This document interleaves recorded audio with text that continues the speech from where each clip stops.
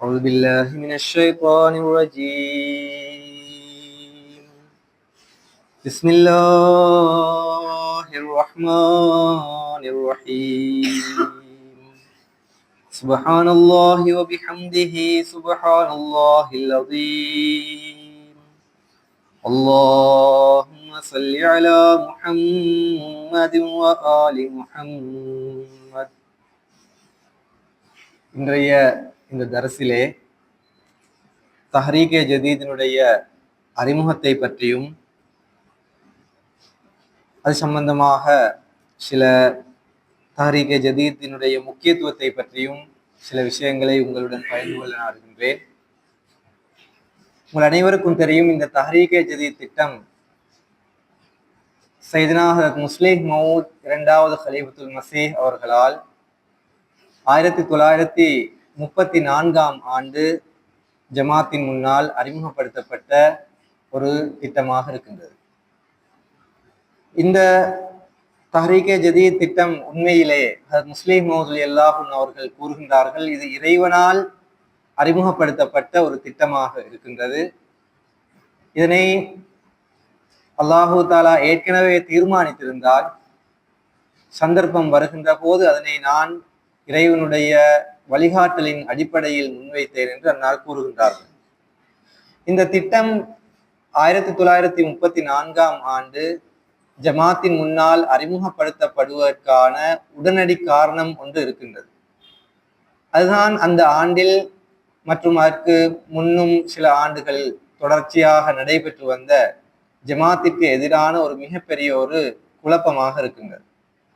இந்தியாவிலே விசேடமாக பஞ்சாபையும் ஒட்டி மற்றும் பொதுவாக இந்தியாவினுடைய மற்றும் பல பிரதேசங்களை அடிப்படையாக கொண்டு அஹ்ராரீன்கள் என்ற ஒரு புதிய இஸ்லாமிய பிரிவார் ஜமாத்திற்கு எதிராக மிகப்பெரிய ஒரு குழப்பத்தை அவர்கள் ஆரம்பித்தார்கள். அவர்கள் உருவாக்கப்பட்டதற்கான நோக்கமே உண்மையில் ஜமாத்தை எதிர்ப்பதாக இருந்தது. எனவே அதன் அடிப்படையிலே அவர்கள் ஜமாத்திற்கு எதிராக எல்லா வழிகளிலும் முயற்சி செய்தார்கள். எவ்வாறாவது இந்த ஜமாத்தை நாங்கள் அழித்து விட வேண்டும் என்று அவர்கள் கூறினார்கள். இந்த மசீம் இஸ்லாம் அவர்களுடைய இந்த தூது செய்தியை வேறு நாடுகளுக்கு பரவுவது ஒரு புறம் இருக்கட்டும், இந்தியாவுக்குள்ளேயே இதனை நாங்கள் பரவவிட மாட்டோம், இதனை நாங்கள் முற்றாக அழித்து விடுவோம் என்று அவர்கள் வாதம் செய்து கொண்டு ஜமாத்திற்கு எதிராக அவர்கள் எதிர்ப்பின் மைதானத்தில் குதித்தார்கள். காதியானிலும் அவர்கள் ஜலசாக்களை நடாத்தினார்கள். எனவே இந்த ஆபத்தின் இந்த சூழ்நிலையை முஸ்லிம் மவுத் ரலியல்லாஹு அன்ஹு அவர்கள் ஓரிடத்தில் கூறுகின்றார்கள். அந்த காலகட்டத்தை பற்றி நான் கூறுகின்றார்கள், இது எங்களுக்கு மிகவும் கஷ்டமான ஒரு காலகட்டமாக இருக்கின்றது. கட்டிலில் சாய்ந்து சிந்தனை செய்து பார்த்து கொண்டிருக்கின்ற போது எனக்கு பைத்தியமே பிடித்து விடுமோ என்ற நிலை தோன்றிய பல இரவுகள் எனக்கு வந்துள்ளன. அதாவது மிகவும் சொற்பமான மக்களை கொண்ட ஒரு ஜமாத்து, பொருளாதார ரீதியில் மிகவும் பலவீனமான ஒரு ஜமாத்து, அதே போன்று உலகளாவிய சக்திகள் ஆற்றல்களின் அடிப்படையிலும் மிகவும் பலவீனமான ஒரு ஜமாத். இதற்கு எதிரிலே அஹ்ராரீன்கள் மிகப்பெரிய ஒரு கூட்டமாக அவர்கள் இருந்தார்கள். எதுவரைக்கும் என்றால் அவர்கள் அக்கால ஆங்கிலேய அரசுடனும் சம்பந்தத்தை ஏற்படுத்தி அரசையும் ஜமாத்துக்கு எதிராக அவர்கள் திருப்ப முயற்சி செய்து அதில் வெற்றி கண்டார்கள். அரசாங்கத்தின் சில முக்கிய அதிகாரிகளும் ஜமாத்தை முடிவுக்கு கொண்டு வர வேண்டும், இந்தியாவிலே இந்த ஜமாத்தை நாங்கள் முடித்து விட வேண்டும் என்று அரசாங்க அனுசரணையும் அவர்களுக்கு கிடைத்தது. எனவே ஹுதூர் அவர்கள் கூறுகின்றார்கள், இதனை நான் சிந்தித்து பார்க்கின்ற போது பைத்தியமே பிடித்து விடுமோ என்ற நிலை தோன்றிய பல இரவுகள் எனக்கு வந்துள்ளன. அப்போது நான் எழுந்து சற்று நடமாட ஆரம்பித்து விடுகின்றேன். ஆக தற்போது நிலைமைகள் மிகவும் பயங்கரமானதாக ஆகிக் கொண்டிருக்கின்றன என்பது மட்டுமல்லாமல் இன்னும் சில விடயங்கள் எவ்வாறு நடைபெற்று வருகின்றனவென்றால் அவற்றை நம்மால் பகிரங்கமாக கூற முடியாது. ஜமாத்திற்கு எதிராக எவ்வாறான ஏற்பாடுகள் நடைபெற்று கொண்டிருக்கின்றனவென்றால் அது பற்றி என்னை தவிர வேறு எவருக்கும் தெரியாது.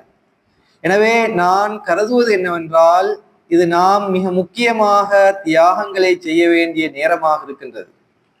இன்று எமது கொடியை கீழே விழச் செய்வதற்காகவும் எதிரி முழுமையாக முயற்சி செய்து வருகின்றான். அது மசீஹ் மௌஊத் அலைஹிஸ்ஸலாத்து வஸ்ஸலாம் அவர்கள் எம்மிடம் தந்துவிட்டு சென்றுள்ள கொடியை கீழே விழச் செய்வதற்காக தனது முழு பலத்தையும் எதிரி பாவித்துக் கொண்டிருக்கின்றான். எனவே தற்போது நமது கடமை என்னவென்றால் அதனை நாம் நமது கைகளால் பிடித்து கொண்டிருக்க வேண்டும். கைகள் வெட்டப்பட்டால் கால்களால் பிடித்து கொண்டிருக்க வேண்டும். இக்கடமையை நிறைவேற்றுவதில் ஓர் உயிர் பிரிந்து சென்று விட்டால் இரண்டாமோர் நின்று அக்கொடியை பிடித்துக் கொள்ள வேண்டும். அதாவது இந்த 1934ஆம் ஆண்டு அதுக்கு முன்னுள்ள சில வருடங்கள் ஜமாத்திற்கு வாழ்வா ஷாவா என்ற ஒரு நிலையாக இருந்தது. அந்த நேரத்தில் இந்த ஜமாத்தை பாதுகாப்பதற்காக இந்த தஹ்ரீகே ஜதீத் திட்டம் உண்மையில் உருவாக்கப்படாவிட்டிருந்தால் அதனோட ஜமாத் முடிந்திருக்கு. அந்த அளவு மிகப்பெரிய ஒரு சூழ்ச்சி இவர்களால் செய்யப்பட்டது. ஹுஸூர் அவர்கள் கூறுகின்றார்கள், நினைவில் கொள்ளுங்கள், இறைவனுக்காக இறப்போரை எவராலும் கொண்டுவிட முடியாது. இதனை உறுதியாக மனதில் இருத்திக் கொள்ளுங்கள். இறைவனுக்காக மரணிப்பது என்று நீங்கள் முடிவெடுத்துக் கொண்டு விட்டால் பிறகு உலகின் எந்த சக்தியாலும் உங்களை கொண்டுவிட முடியாது. ஆம், உங்களுக்கு எப்பேற்பட்ட ஒரு மரணம் வரும் என்றால் அது நபிமார்களை உண்மையான உள்ளத்துடன் ஏற்றவர்களுக்கு வரக்கூடிய மரணமாக இருக்கும். ஆனால் தோல்வி என்ற மரணம் உங்களுக்கு வரவே முடியாது. ஏனென்றால் நீங்கள் எதன் மீது விழுவீர்களோ அது உடைந்து தூள் தூளாகி போய்விடும். மேலும் எது உங்கள் மீது விழுமோ அதுவும் தூள் தூளாகி போய்விடும் என்று ஹுஸூர் அவர்கள் கூறுகின்றார்கள். பிறகு ஹுஸூர் அவர்கள் இந்த தஹ்ரீகே ஜதீத் திட்டத்தினுடைய முக்கியத்துவத்தை எடுத்து கூறியவாறு அன்னார் கூறுகின்றார்கள், இது என் மூலமாக முன்வைக்கப்பட்டாலும் இது இறைவனால் முன்வைக்கப்பட்ட ஒரு திட்டமாக இருக்கின்றது. அன்னார் கூறுகின்றார்கள், 1935ஆம் ஆண்டு டிசம்பர் மாதம் 13ஆம் தேதி ஒரு ஹுத்பாவில், ஜும்மா ஹுத்பாவில் அன்னார் கூறுகின்றார்கள், தஹ்ரீகே ஜதீத் திட்டம் என்புறமிருந்து முன்வைக்கப்பட்டது என்று கருதாதீர்கள். மாறாக இதன் ஒவ்வொரு சொல்லையும் என்னால் திருக்குர்ஆனிலிருந்து நிரூபித்து காட்ட முடியும். அதிலுள்ள ஒவ்வொரு கட்டளையையும் ரசூலே கரீம் ஸல்லல்லாஹு அலைஹி வஸல்லம் அவர்களின் கூற்றுக்கள் இருந்து காட்ட முடியும். ஆக நான் கூறுகின்ற விடயம் நான் கூறிய விடயங்கள் என்னால் கூறப்பட்டவை என்று கருத வேண்டாம். எவனது கையில் உங்களுடைய உயிர் இருக்கின்றதோ அவன்தான் இதனை கூறியிருக்கின்றான்.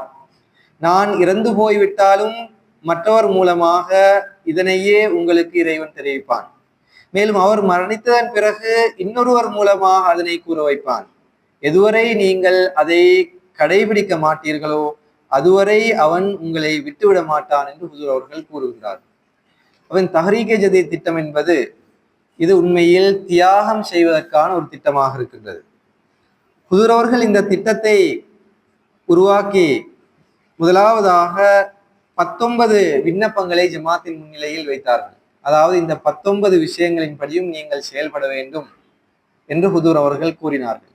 அந்த 19 விஷயங்களை இந்த இடத்தில் நான் கூற மாட்டேன். மாறாக அதிலுள்ள 3 முக்கியமான தலைப்பு ரீதியான விஷயங்களை மாத்திரம் உங்களிடம் கூறுகின்றேன். அதன் பிறகு ஹுஸூர் அவர்கள் அந்த 19ஐ 27 விண்ணப்பங்களாகவும் அதிகரித்தார்கள். ஹுஸூர் அவர்கள் கூறியவற்றில் முதலாவது விஷயம் என்னவென்றால், ஜமாத்தை தப்லீக் பிரச்சாரம் செய்வதற்காக இளைஞர்கள் தங்களுடைய வாழ்வை அர்ப்பணிக்க வேண்டும். வக்ஃபே ஜிந்தகியினுடைய திட்டமும் இதிலிருந்து தான் ஆரம்பிக்கின்றது. அதன் பிறகு ஜமாத்தையும் இஸ்லாத்தையும் முழு உலகிலும் பரப்புவதற்காக இதற்கு விசேடமாக சந்தா செலுத்த வேண்டும். அந்த சந்தா தஹ்ரீகே ஜதீத் சந்தா என்று அழைக்கப்படும். இது இரண்டாவது விஷயம். மூன்றாவதாக ஹுஸூர் அவர்கள் கூறினார்கள், இந்த தியாகத்தை செய்வதற்காக ஜமாத் மக்கள் இதன் பிறகு எளிமையான வாழ்க்கையை கடைபிடிக்க வேண்டும் என்று கூறி அந்த எளிமையான வாழ்க்கையை எவ்வாறு கடைபிடிக்க வேண்டும் என்பதற்கான வழிகாட்டல்களையும் ஹுஸூர் அவர்கள் வழங்கினார்கள். அப்ப இந்த தஹ்ரீகே ஜதீத் திட்டம் என்பது வெறுமனே சந்தா கொடுப்பது மாத்திரமல்ல, இஸ்லாத்தை முழு உலகிலும் பரப்புவதற்காக மக்களை வாழ்க்கையை அர்ப்பணிப்பதற்காக தூண்டுவது, இஸ்லாத்தை பரப்புவதற்கான இந்த தியாகத்தில் பொருளாதார ரீதியில் மாத்திரம் பங்கெடுக்கின்ற அந்த சகோதரர்கள் இந்த பொருளாதார இந்த தியாகத்தை செய்வதற்காக தங்களுடைய வாழ்க்கையை எளிமையான முறையில் கழிப்பது, அதன் மூலமாக பணத்தை சேமித்து தப்லீகுக்காக இந்த திட்டத்தில் செலவழிப்பது என்பது இதனுடைய அடிப்படையான நோக்கமாக இருக்கின்றது. அதன் பிறகு இந்த தஹ்ரீகே ஜதீத் திட்டத்தை உலகில் நடைமுறைப்படுத்துவதற்காக அதற்கென்று ஒரு நிர்வாக முறைமையையும் கலீஃபத்துல் மஸீஹ் சானி அவர்கள் உருவாக்கினார்கள். அதற்கென்று ஒரு காரியாலய அமைப்பையும் ஹுதூர் அவர்கள் அமைத்தார்கள். அதுதான் தஹ்ரீகே ஜதீத் அஞ்சுமன் அஹ்மதியா என்ற பெயரில் உருவாக்கப்பட்டது. அதன் பிறகு அதற்கு வக்கீல்மார்கள் நியமிக்கப்பட்டார்கள். அதன் கீழ் ஜமாத்தினுடைய நிர்வாகம் நடைபெற்று வருகின்றது. இன்று வரை தஹ்ரீகே ஜதீதின் கீழ் நடைபெற்று வருகின்றது. இது விசேடமாக இந்தியாவுக்கு வெளியில் உள்ள அந்த நாடுகளில் ஜமாத்தை நிலைநாட்டுவதற்கு, அகமதியத்தை பரப்புவதற்கு, இஸ்லாத்திற்காக சேவை செய்வதற்காக இந்த நிர்வாக முறைமை செயல்பட்டு வருகின்றது. ஹுதூர் அவர்கள் கூறுகின்றார்கள் ஓரிடத்தில், ஆக தஹ்ரீகே ஜதீத் என்றால் என்ன? அது இறைவன் முன்னிலையில் பற்றுதலின் இந்த வெளிப்பாட்டை முன்வைப்பதாகும். அதாவது வசிய திட்டத்தின் மூலமாக நீ எந்த திட்டத்தை உலகில் நிலைநாட்ட விரும்புகின்றாயோ அது வருவதற்கு இன்னும் காலம் இருக்கின்றது. அதாவது உண்மையிலேயே வசிய திட்டம் தான் முழு உலகையும் ஆட்சியை இருக்கின்ற இஸ்லாமிய பொது உலக திட்டமாக இருக்கின்றது. அதாவது இஸ்லாமிக் எக்கனாமிக் சிஸ்டம் உண்மையிலேயே அல்வசிய திட்டத்தின் மூலமாகத்தான் உலகளாவிய ரீதியில் அது நிலைநாட்டப்பட இருக்கின்றது. ஆனால் அது வருவதற்கு இன்னும் காலம் இருக்கின்றது. தற்போதுதான் வசியத்தினுடைய ஒவ்வொரு கட்டமாக அதனுடைய முன்னேற்றம் நடைபெற்று வருகின்றது.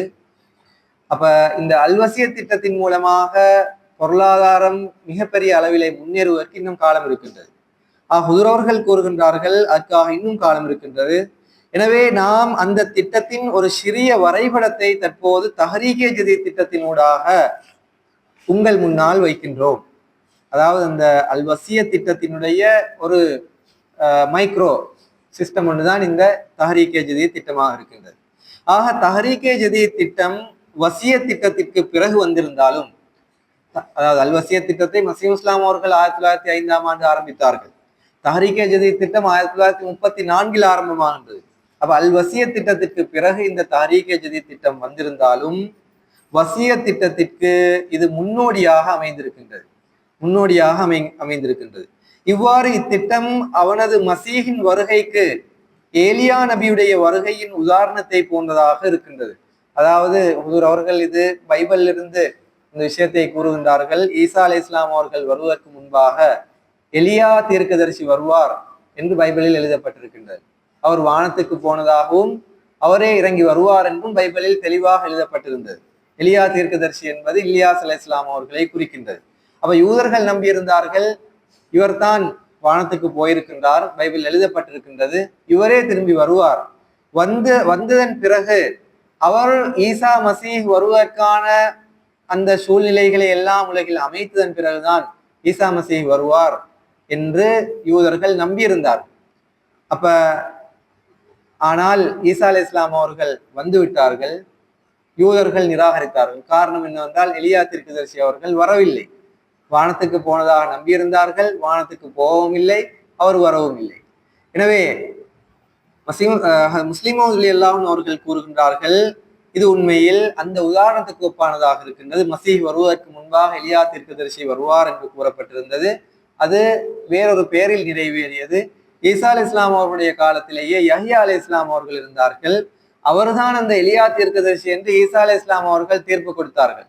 வர இருந்த அந்த எலியா இவர்தான் என்று ஈசா அலை இஸ்லாம் அவர்கள் தீர்ப்பு கொடுத்தார்கள். அப்ப அதனை போன்றதாக இது இருக்கின்றது. அதன் வெளிப்பாடு மசீஹ் மௌதின் வெற்றிக்காக முன்னோடியாக இருக்கின்றது. தஹ்ரீகே ஜதீத் திட்டத்தில் இணைகின்ற ஒவ்வொருவரும் வசிய திட்டத்தை விரிவுபடுத்த உதவி புரியக்கூடியவராக இருக்கின்றார். மேலும் வசிய திட்டத்தை விரிவாக்குகின்ற ஒவ்வொருவரும் இஸ்லாமிய புது உலக திட்டத்தை கட்டியெழுப்ப உதவி புரிகின்றார். முஸ்லிம் அவர்களுடைய கூற்றாக இருக்கின்றது. பிறகு தஹ்ரீகே ஜதீத்தினுடைய குறிக்கோளை எடுத்து கூறியவாறு முஸ்லிம் அவர்கள் கூறுகின்றார்கள், தஹ்ரீகே ஜதீத் திட்டத்தினுடைய நோக்கம் என்னவென்றால், எவர்கள் இதன் சந்தாவில் பங்கெடுக்கின்றார்களோ இறைவன் அவர்களின் கையாக ஆகிவிட வேண்டும், இறைவன் அவர்களின் காலாக ஆகிவிட வேண்டும், இறைவன் அவர்களின் கண்களாக ஆகிவிட வேண்டும், இறைவன் அவர்களின் நாவாக ஆகிவிட வேண்டும். இந்த நஃபிலான தியாகங்களின் மூலமாக அவர்கள் இறைவனுடன் எவ்வாறான ஒரு பிணைப்பை உருவாக்கி கொள்ள வேண்டும் என்றால், அவர்களின் விருப்பம் இறைவனின் விருப்பமாகவும் அவர்களின் ஆசைகள் இறைவனின் ஆசைகளாகவும் மாற வேண்டும். அதாவது இபாதத்தில் எவ்வாறு நஃபிலான இபாத்துகளின் மூலமாக இறைவனை நெருங்க முடியுமோ, இந்த சொற்களை எல்லாம் ஹதீஸ்ல ரசூலுல்லாஹ் கூறினார்கள். நஃபிலான இபாத்து, ஒரு அடியார் நஃபிலான இபாத்தை செய்தால் அவர் இறைவன் பிடிக்கின்ற கையாக, இறைவனுடைய காலாக, கண்ணாக மாறிவிடுவதாக நாயகம் ஸல்லல்லாஹு அலைஹி வஸல்லம் அவர்கள் நஃபிலான இபாத்துக்கு கூறினார்கள். அப்ப இந்த பொருள் தியாக திட்டத்திலும் கட்டாய சந்தா இருக்கின்றது. அதில் அதாவது சதக்காக்கள், அதாவது இந்த அதாவது ஜக்காத் இருக்கின்றது. பிறகு கட்டாய சந்தாக்கள் இருக்கின்றன. இவை கட்டாயமாக பர்லை போன்ற இபாத்துகள் பொருள் தியாகத்தில். இந்த தஹ்ரீகே ஜதீத் என்பது ஒரு நஃபிலான இபாத்தாக இருக்கின்றது. எனவே இதனை ஒருவர் சரியான முறையில் நிறைவேற்றினால், இந்த இபாதத்தில் பங்கெடுத்தால், இந்த பொருள் தியாகத்தில் பங்கெடுத்தால் அவரும் அல்லாஹுடைய அந்த நெருக்கத்தை பெறுவார் என்பதுதான் ஹுசூர் அவருடைய அந்த கூற்றினுடைய சுருக்கமாக இருக்கின்றது. பிறகு ஹுசூர் அவர்கள் ஒரு இடத்தில் கூறுகின்றார்கள் இந்த தஹ்ரீகே ஜதீத் திட்டத்தினுடைய முக்கியத்துவத்தை. எனவே தஹ்ரீகே ஜதீத் ஏதேனும் ஒரு வருடத்திற்கு மட்டும் உரிய திட்டம் அல்ல. 2 வருடங்களுக்கோ 10 வருடங்களுக்கோ 100 வருடங்களுக்கோ 1000 வருடங்களுக்கோ உரியது அல்ல. மாறாக எதுவரை இந்த ஜமாத்தின் நாளங்களில் உயிரின் இரத்தம் ஓடிக்கொண்டிருக்குமோ அப்போது வரை உரிய திட்டமாகும். எதுவரை ஜமாத்தே அஹ்மதியா உலகில் ஏதேனும் ஒரு பயனுள்ள வேலையை செய்ய விரும்பி கொண்டிருக்குமோ, மேலும் எதுவரை ஜமாத்தே அஹ்மதியா தனது கடமைகளையும் நோக்கங்களையும் தனது கண்முன்னால் வைத்து செயல்பட்டு கொண்டிருக்குமோ அதுவரைக்கும் உரிய ஒரு திட்டமாகும். அஹ்மதியத் மற்றும் இஸ்லாத்தை பரப்புவதற்காக ஒவ்வொரு அஹ்மதியும் செய்ய வேண்டிய முயற்சியின் பெயரே தஹ்ரீகே ஜதீத் ஆகும்.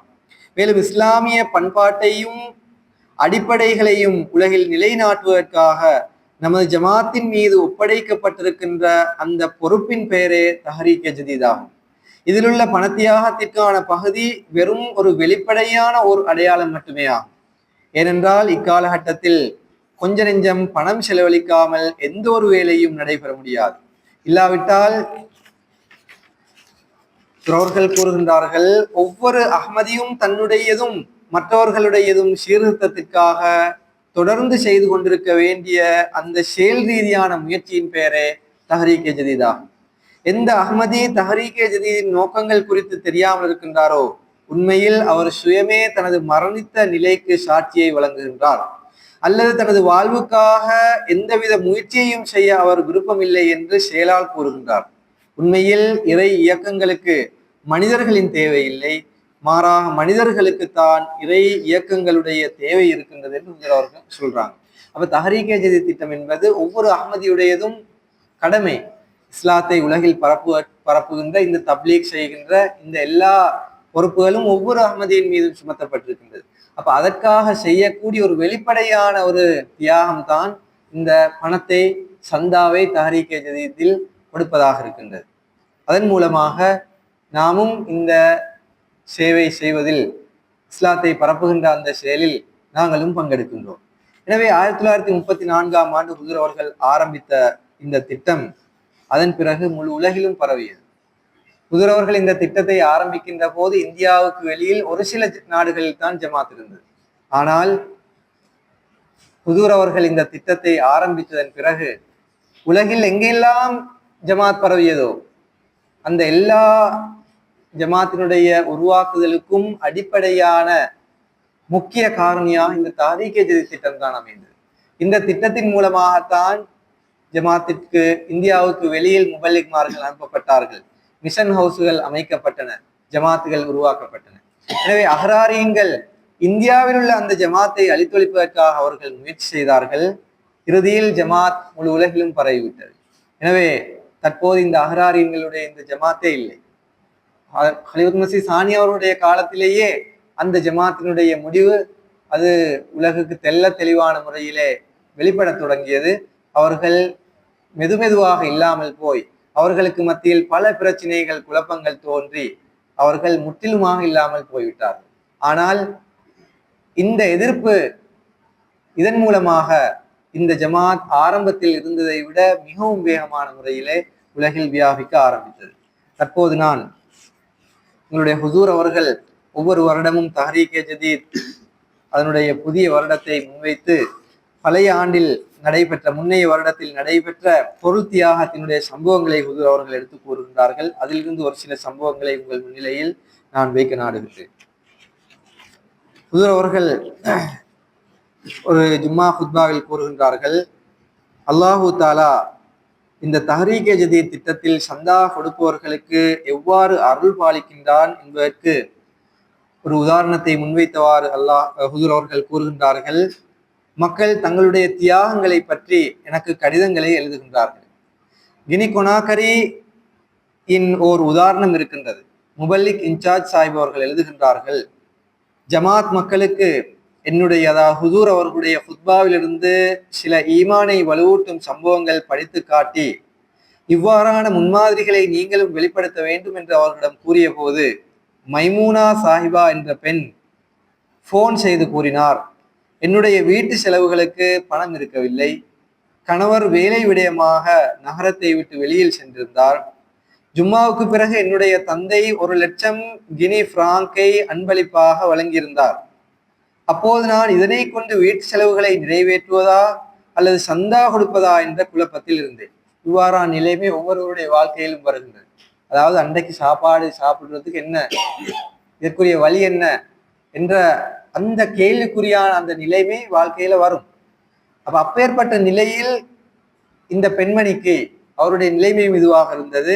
அவருடைய தந்தை 1,00,000 கினி பிராங்கை அன்பளிப்பாக வழங்கு. அந்த நாட்டினுடைய பணப்பெருமதி மிகவும் வீழ்ச்சி அடைந்த பெருமதியாக இருக்கின்றது. இந்த 1,00,000 என்பது அது அன்றைய செலவுகளை கவர் பண்ணி கொள்ளக்கூடியதாக இருக்கக்கூடிய பணப்பெருமதியாக இருக்கின்றது. அப்போ 1,00,000 இவர் பெற்றதன் பிறகு இவர் யோசிக்கின்றார், இப்போது வீட்டின் செலவுகளை பார்ப்பதா அல்லது சந்தா கொடுப்பதா என்ற குழப்பத்தில் இருந்தேன்.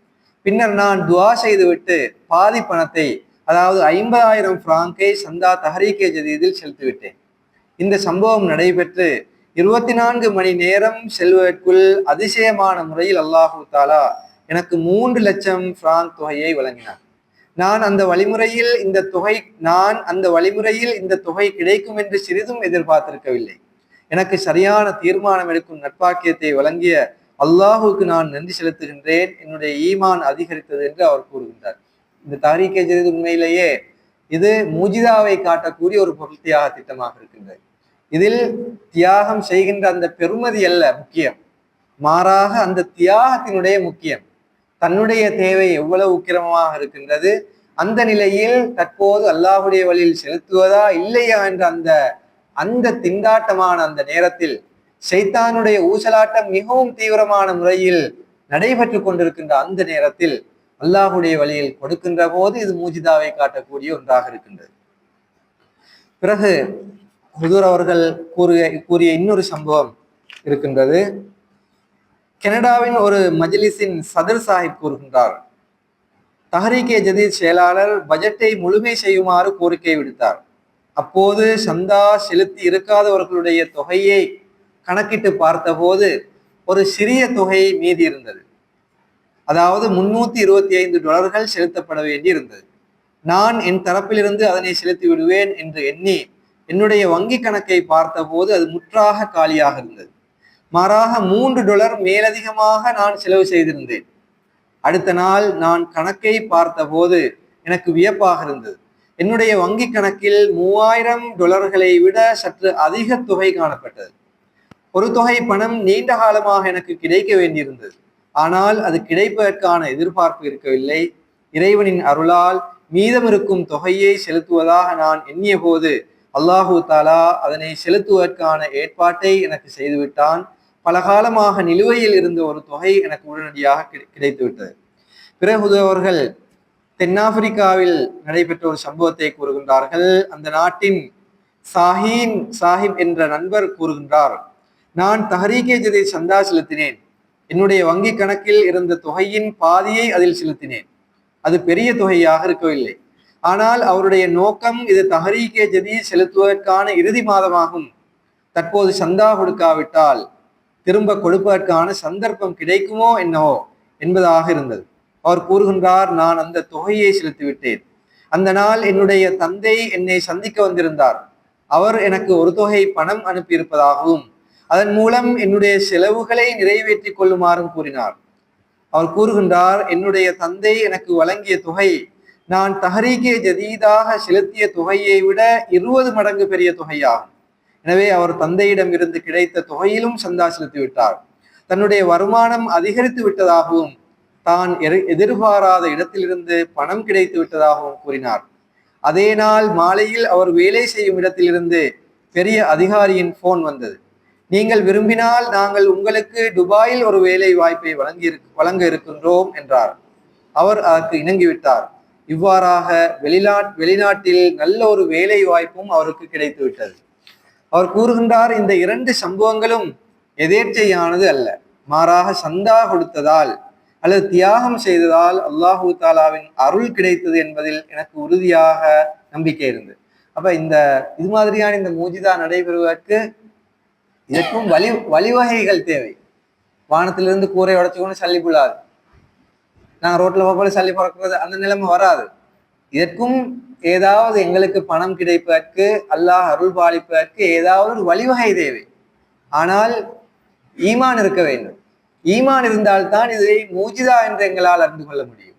ஈமான் இல்லை என்றால் எல்லாத்துக்கும் ஒரு காரணத்தை தேடல். தாரிகை கொடுத்த பிறகு அல்லாஹு தாலா எங்களுக்கு தந்திருப்பான், ஆனால் எங்களுக்கு அதன் மீது ஈமான் இல்லை என்பதன் காரணமாக சில வேளை அந்த தந்த அல்லாஹு தாலாவினுடைய அந்த பரிசை கூட நாங்கள் பௌதீக ஒரு காரணத்துக்கு அதனை நாங்கள் சாட்டி விடுவோம். எனவே இந்த ஈமானும் இருக்க வேண்டும். அல்லாஹுடைய வழியில் செலவு செய்கின்ற போது அல்லாஹு தாலா கூறுகின்றான், இதனை நான் கடனாக வைப்பதில்லை, இதனை 700 மடங்கு வரை திருப்பி தருவேன் என்று அல்லாஹு தாலா கூறியிருக்கின்றான். நிச்சயமாக தருவான். அல்லாஹு தாலா கடன்காரனாக இருக்க மாட்டான். அல்லாஹு தாலாவினுடைய வழியில் செலவு செய்தால் அது நிச்சயமாக திரும்ப கிடைக்க பெறும். எனவே அந்த ஈமான் இருந்தால் பிறகு இந்த மூஜிதாக்களையும் எங்களுடைய வாழ்வில் எங்களால் பார்க்க முடியும். பிறகு ஆஸ்திரேலியாவின் முரப்பி சாஹிப் எழுதுகின்றார், ஜமாத்தின் ஒரு நண்பர் கூறினார், அவர் சந்தா கொடுப்பதாக வாக்குறுதி அளித்தார். ஆனால் பொருளாதார நிலை மோசமாக இருந்தது. ஆனாலும் வார்த்தை பாட்டின் அடிப்படையில் சந்தா செலுத்தினார். அல்லாஹு தாலா 100 மடங்கு அதிகம் வழங்குவான் என்ற உறுதி உள்ளத்தில் இருந்தது. அல்லாஹுவின் வாக்குறுதியாகும். சிலர் இவ்வாறும் சிந்தனை செய்கின்றார்கள். அவர் ஒரு நிலம் வாங்கியிருந்தார். அதன் பெறுமதி அதிகரிக்கும் என்று பெரிதாக எதிர்பார்ப்பு இருக்கவில்லை. ஆனால் சந்தா செலுத்திய பிறகு அதிசயமான முறையில் அந்த நிலத்தின் பெறுமதி 100 மடங்கை விட அதிகரித்து விட்டது. இதன் பின்னர் அல்லாஹு தாலா என்னுடைய பணத்தியாகத்தை ஏற்றுக்கொண்டு அருள் செய்தான் என்ற உறுதியான நம்பிக்கை ஏற்பட்டது. இது மாதிரியான சம்பவங்கள் எங்கள் நாட்டில் நடக்கவில்லை என்று சொல்லி எங்களில் யாராலும் கூற முடியாது. மாறாக எங்களுடைய நாட்டிலும் இது போன்ற பல மூஜிதாக்கள் நடைபெற்றிருக்கின்றது. தனிப்பட்ட முறையிலும் சிலர் என்னிடமும் கூறியிருக்கின்றார்கள், எங்களுடைய வாழ்க்கையிலும் நடைபெற்றிருக்கின்றது. ஆனால் இது மறக்கிறது நாங்கள் எழுதுறில்லை. எங்கள்கிட்ட நடந்தா நாங்களாவே ஒன்றோ அதை நினைச்சு கொள்ளுகிற, சரி தாரிக்கை மூலமாக தான் கிடைச்சுன்னு சொல்லி நாங்களாவே சும்மிக்கிய, அல்லது ஈமான் இல்லாத காரணத்தால அதை உலக காரணம் ஒன்றுக்கு நாங்க இது கிடைக்க வேண்டி இருந்தது ஒன்றுதான் நினைச்சு அந்த டைப்ல போறோம். மற்றபடி நிச்சயமாக எங்களுடைய இலங்கை வாழ் அகதிகளுக்கும் இதனுடைய பல காட்சிகளை அல்லாஹ் தஆலா காட்டியிருக்கின்றார். இறுதியாக இன்னொரு சம்பவத்தை கூறி இந்த நான் நிறைவு செய்கின்றேன். கசகஸ்தானின் முபல்லிக் சாஹிப் எழுதுகின்றார், அங்கு வசிக்கும் உல தூய்மை மிக்க உள்ளூர் அஹ்மதியான அலிபேக் சாஹிப் 10,000 தேங்கே அந்த நாட்டின் பண அளவு தஹ்ரீக் ஜதீதாக செலுத்தினார். அவர் கூறுகின்றார், அதன் பிறகு நான் வேலைக்கு சென்று விட்டேன். சிறிது நாட்களுக்கு பிறகு கம்பெனியின் மேல் அதிகாரி என்னை அழைத்து, எங்களுடைய கம்பெனிக்கு இவ்வருடம் அதிக இலாபம் கிடைத்துள்ளது, எனவே கம்பெனியில் சிறந்த முறையில் வேலை செய்யும் 3 தெரிவு செய்து தலா 1 லட்சம் பரிசாக கொடுப்பது என்று தீர்மானித்துள்ளோம். இவ்வாறு அல்லாஹு தஆலா சந்தாவின் விளைவாக 10 மடங்கு அதிகரித்து எனக்கு வழங்கிவிட்டான். இவ்வாறு கிடைக்கும் என்று நான் சிறிதும் எதிர்பார்க்கவில்லை. இந்த 700 மடங்கு என்றதுல 10 மடங்கு, பாக்கிய மடங்கள்ல எங்கே என்றால் அதை பார்த்தால் அல்லாஹு தஆலா பணப்பெருமதியை அடிப்படையிலேயே திருப்பி வழங்க வேண்டும் என்று இல்லை. 700 மடங்கு என்று பணமாக தருவேன் என்று மட்டும் அல்லாஹு தஆலா சொல்லவில்லை. மனிதனுடைய வாழ்க்கையில அல்லாஹு தஆலா சில அருள்களை எவ்வாறு பாலிப்பான் என்றால் புரிவான் என்றால், அதை மனிதன் அதுக்கு பெருமதி ஒன்றே கொடுக்கலாம், வெளி ஒன்றே கொடுக்கலாம். அல்லாஹு தஆலா மனிதனுக்கு சில நேரம் எவ்வாறு அருள் புரிவான் என்றால் அதுக்கு பணம், அதாவது வெளி ஒன்றே கொடுக்கலாம். பாரி ஒரு ஆபத்திலிருந்து அல்லாஹு தஆலா எங்களை காப்பாற்றினால் அதுக்கு ஏதாவது ஒரு பொறுமதியை கொடுக்கலாம், அதுக்கு ஒரு வெளிகொண்ட கொடுக்கலாம். ஏதாவது வர இருந்த ஒரு நோய் ஒன்றிலிருந்து அல்லாஹ் தஆலா எங்களை காப்பாற்றி இருப்பான், நாங்கள் அறியாமல் இருப்போம். அப்போ அதுக்கு ஒரு பெருமதியை கொடுக்க முடியாது. எனவே இந்த பணம் கிடைத்த சம்பவங்களை மாத்திரம்தான் உள்ளவர்கள் இந்த இடத்தில் கூறுகின்றார்கள். 700 மடங்கு நிச்சயமாக அல்லாஹ் தஆலா தருவான். அது பல வழிகளிலும் அல்லாஹ் தஆலா அதை தருவான் என்ற அந்த நம்பிக்கை எங்களுக்கு இருக்க வேண்டும். அல்லாஹ் தஆலா எனக்கும் உங்களுக்கும் தஹ்ரீக் ஜதீதுடைய இந்த பொருள் தியாகத்தை புரிந்து அதற்கு ஏற்ப பொருள் தியாகம் செய்து அல்லாஹ்வுடைய அருள்களுக்கு வாரிசாவதற்கான வாழ்க்கை வழங்குகிறார்.